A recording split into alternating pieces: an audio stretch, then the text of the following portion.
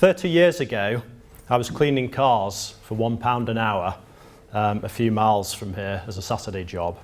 Today, I manage £5 billion of other people's money. £5 billion. That's enough to buy the whole of Manchester City's very expensive squad 10 times over, or it's enough to buy City, United, and every other squad in the country. Today, your school has asked me to give a short talk on the journey that took me from washing that car to where I am today, and to pass on the lessons I've learnt en route. Manchester isn't just the birthplace of Liam and Noel Gallagher. We're not merely hometown of Morrissey and Steve Coogan. This city, Manchester, was the first modern city on the planet, the home of the Industrial Revolution, the birthplace of modern capitalism, for good and for bad. For good, that meant Richard Arkwright, who built the first factory to use steam-powered spinning machines here in Manchester. For good, it meant Samuel Gregg, the industrialist, whose textile mills in Quarry Bank set the pace of a period in which Manchester led the world. But like any period of immense change, there were victims as well as heroes. Friedrich Engels, who together with Karl Marx wrote the original Communist Manifesto, was turned into a radical by his experiences here in Manchester. It made him want to change the world. Changing the world is something that men and women from Manchester have done before and since. 90 years ago, women were not allowed to vote. Emmeline Pankhurst, a Mancunian, changed that. It was in Manchester that many of the men who built the nuclear bomb studied under Ernest Rutherford. At the opposite extreme, it was in Manchester that Alan Turing became the first ever university professor of computing. He helped save so many lives in the Second World War through the use of maths to break the German secret codes. These men and women believed they could change the world. And it was while I was studying, not far away in Chiddlehume, at Woods Lane Comprehensive, that I too came to believe that anything was possible with hard work and some good luck. I was good at numbers, but what really excited me in those days was fiction. Imaginary, not real lives, a dream if you will. I read about children who started out in life with very little, but with drive, hard work and ambition went on to fulfill their dreams and be very successful. And the more imaginary lives that I read about, the more I became convinced that my life wasn't limited by geography, just by my own timidity. For me, the life that I imagined was a life in numbers, and for that I had to travel to London. So I set off with my degree from Sheffield University and was lucky enough to arrive in our capital city at a time when the world of finance was changing. Back then, 30 years ago, our leading financiers were chosen by who their father was, by which schools they went to, rather than on ability, by who they knew, not what they knew. Nowadays, fortunately, it's all meritocratic.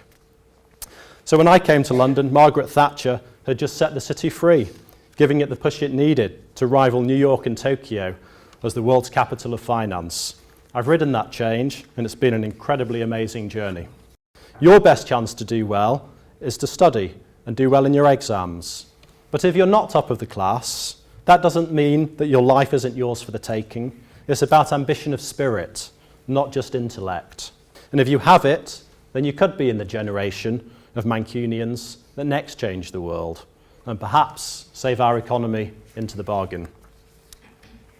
Now, I'd like to take some questions, and I hope we've got some time to talk about the really important issues, like which of you support United and which city. You say that it's down to us now to improve the world and the economy. What should we be doing to improve all this? The people that changed the world were the people who had big ideas and went forwards with them. So they were people with dreams, and some people found that some of their dreams worked. They could make money, they could employ people, and they could go forwards. But it was the really inventive ideas which were the best ones. Apple, who nobody heard of 15 or 20 years ago, is the best known company, one of the best known companies in the world now. Facebook was a non-entity 10 years ago.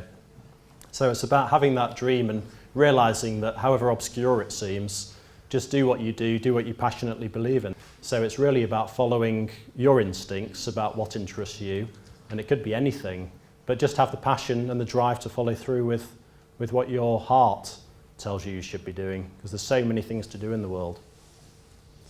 In your personal opinion, who would be the best person to go into business?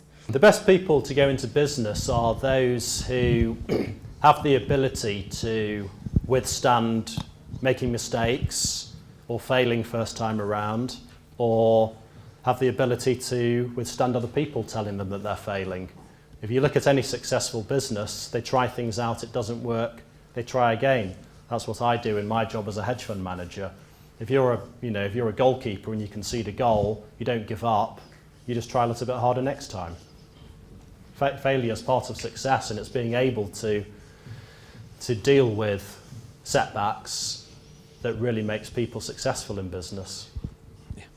Do you know, like you're a chief executive of Claxton, how much how much do you earn? Because you handle £5 billion, so how much do you get?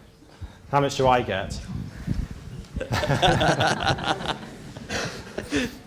How much I get is completely dependent on how well we do as a company. If we don't make any money for our investors, we don't get paid bonuses. If we make money for our investors, we can get paid. I won't tell you what I get paid, but I can tell you what some hedge fund managers get paid. So I think the highest earning hedge fund manager in the last 5 years earned something like $10 billion. So I'd just like to say, Andrew, I think it's been a fantastic event. Thank you ever so much. Thank you, Year 10, for being so good.